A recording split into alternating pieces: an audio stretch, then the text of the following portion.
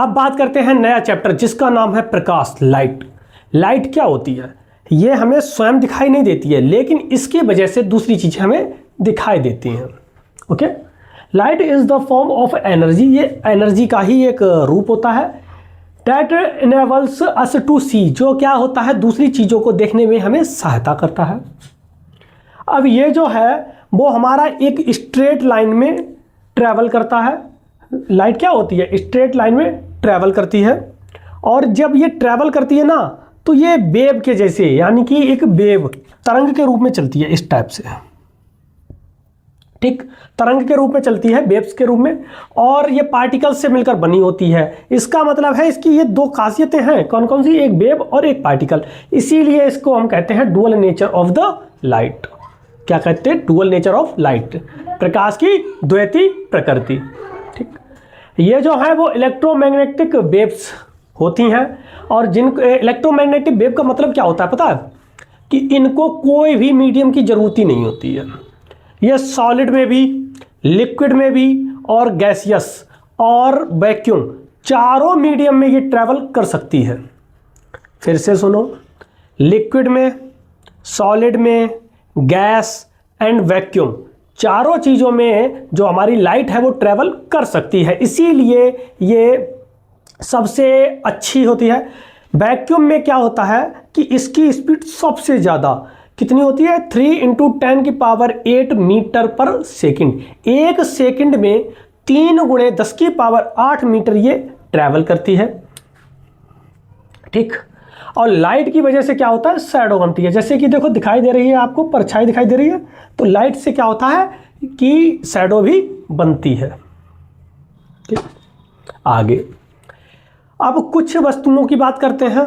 तो कुछ वस्तुएं ऐसी होती हैं कि जिनसे लाइट प्रोड्यूस होती है, उन्हें हम ल्यूमिनस ऑब्जेक्ट्स, दीप्त वस्तुएं कहते हैं। जैसे कि सन, सूरज। सूरज is the main energy source of the world, यानी कि पूरे संसार का, पूरी दुनिया का जो सबसे मैन एनर्जी सोर्स है वो हमारा सन है, लाइट प्रोड्यूस करता है। तो सन।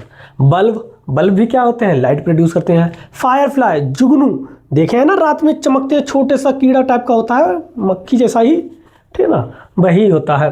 उसके बाद स्टार्स, तारे में भी क्या होते हैं? लाइट प्रोड्यूस होती है। और भी कई सारे हैं। कुछ ऐसे जो कि लाइट प्रोड्यूस करते हैं, लेकिन सब तो करते नहीं हैं, कुछ ही करते हैं। जो लाइट को खुद प्रोड्यूस नहीं करते हैं ना, उन्हें हम नॉन ल्यूमिनस, अदीप्त वस्तुएं कहते हैं। जैसे कि चंद्रमा, मून। मून क्या होता है? खुद ये लाइट को प्रोड्यूस नहीं करता है, ये सन की जो एनर्जी होती है, सन की जो लाइट होती है, उसी को रिफ्लेक्ट करता है, जिसकी वजह से ये दिखाई देता है। समझे? कोई दिक्कत नहीं। ऐसे ही अर्थ है, अर्थ भी लाइट को प्रोड्यूस नहीं करती है। ऐसे ही क्लॉथ्स हैं, वॉल्स हैं, सब बाकी सब है, मेज है, ये वाइट बोर्ड है, सब क्या है? लाइट प्रोड्यूस नहीं कर रहा है। कोई दिक्कत नहीं। ठीक, यहाँ तक कोई प्रॉब्लम नहीं। अब आगे का अगला टॉपिक क्या है कि लाइट अगर मान लो कि किसी एक चिकने तल पर टकराती है और ये वापस चली जाती है। आपने देखा होगा कि हम लोग लाइट, सूरज की किरणों को क्या करते हैं? शीशे पे ऐसे करके एक दूसरे के चेहरे पे मारते थे, बचपन में मारते थे ना। तो वो क्या होता है, वो लाइट शीशे पे पड़ी, मिरर पर जब लाइट पड़ती है तो ये वापस चली जाती है, जहाँ से आती, जिस मीडियम से आई उसी मीडियम में क्या होती है? वापस चली जाती है। इसी प्रोसेस को हम रिफ्लेक्शन ऑफ लाइट कहते हैं। क्या कहते हैं? रिफ्लेक्शन ऑफ लाइट कहते हैं। कोई भी तल हो सकता है, ठीक ना, जरूरी नहीं शीशा ही हो, कोई भी चिकना चमकदार पृष्ठ हो सकता है, सरफेस हो सकता है, जिससे क्या होगी? ये वापस हो जाएगी। कोई दिक्कत नहीं। जैसे देखो मैंने एक बना रहा हूं, एक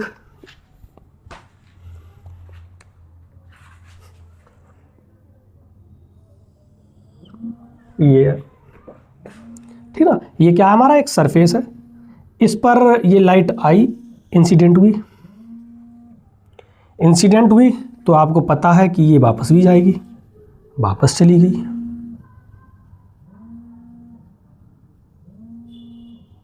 आई और वापस चली गई। कोई दिक्कत यहाँ तक? बोलो नहीं।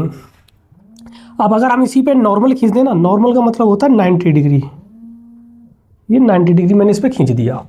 जब इस पर हमने नॉर्मल खींचा, इसे नॉर्मल कह देते हैं, 90 डिग्री का होगा, तब हमने क्या देखा कि नॉर्मल और इंसिडेंट रे के बीच का जो एंगल है वही सेम नॉर्मल और रिफ्लेक्टेड रे के बीच का है, सेम निकला दोनों का।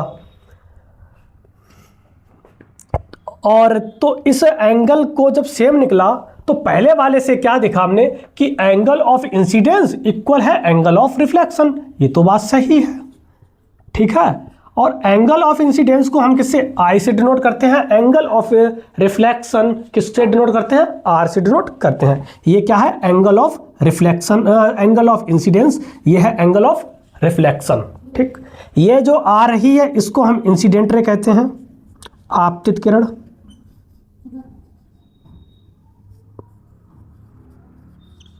जो ये वापस चली गई इसको हम रिफ्लेक्टेड रे कहते हैं,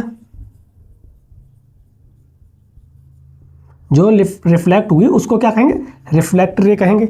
ये हमारा नॉर्मल है